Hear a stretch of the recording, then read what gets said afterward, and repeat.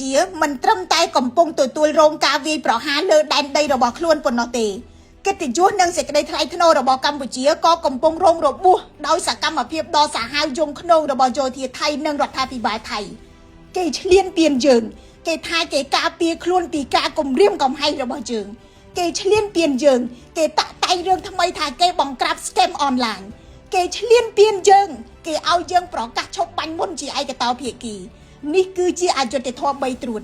រួតចាប់បង្ខិតត្រួតចាប់បង្ខំឲ្យប្រទេសតូចមួយទទួលយកការបន្លំបោកប្រាស់ដើម្បីលួងលោមប្រទេសធំនេះគឺជាការពិតដ៏ឃោរឃៅនៃនយោបាយអន្តរជាតិយុត្តិធម៌មិនកើតឡើងដោយស្វ័យប្រវត្តិសម្រាប់អ្នកដែលទន់ខ្សោយនោះទេយើងនិយាយការពិតតែម្នាក់ឯងមិនគ្រាន់ទេភ័ស្តុតាងរបស់យើងតែម្នាក់ឯងក៏មិនគ្រប់ដែរការរងទុកតែម្នាក់ឯងក៏មិនត្រូវបានគេមើលឃើញទេអំណាចជាអ្នកសម្រេចថាតើអ្នកណាត្រូវអំណាចជាអ្នកកាត់សេចក្តីថានិទានកថារបស់អ្នកណាជាការពិតអំណាចជាអ្នកវិនិច្ឆ័យថាការឈឺចាប់និងការស្លាប់របស់អ្នកណាទើបមានតម្លៃនៅពេលដែលកម្ពុជាការពារខ្លួនកម្ពុជាត្រូវគេចោទថាជាអ្នកបង្កហេតុនៅពេលដែលកម្ពុជាបង្ហាញការអត់ធ្មត់កម្ពុជាត្រូវគេមើលងាយថាអន់នៅពេលដែលកម្ពុជាស្នើសុំភាពយុត្តិធម៌កម្ពុជាត្រូវបានគេប្រាប់ឲ្យអត់ធ្មត់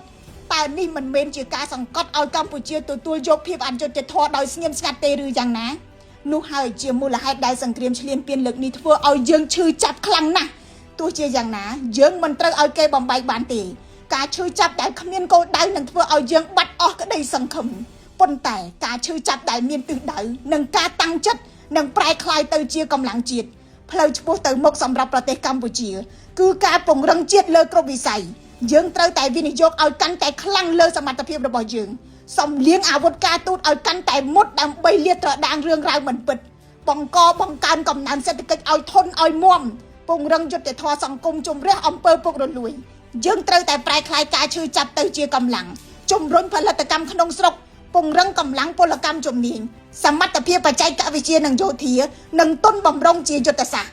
អ្វីដែលសំខាន់ដូចគ្នាយើងត្រូវតែពង្រឹងឯកភាពជាតិរបស់យើងសង្គមដែលបែកបាក់គឺងាយនឹងរងការធ្វើបាបប្រជាជាតិដែលមិនទុកចិត្តគ្នាគឺងាយនឹងគេជិះជាន់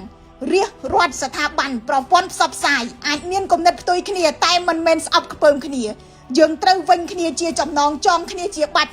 ប្រសិនបើយុត្តិធម៌ពិតជាគ្មានសម្រាប់អ្នកទន់ខ្សោយមែននោះយើងត្រូវតែរួមគ្នាធានាថាកម្ពុជានឹងមិនទន់ខ្សោយទេខ្ញុំរស់សុធាពី News Today NTTV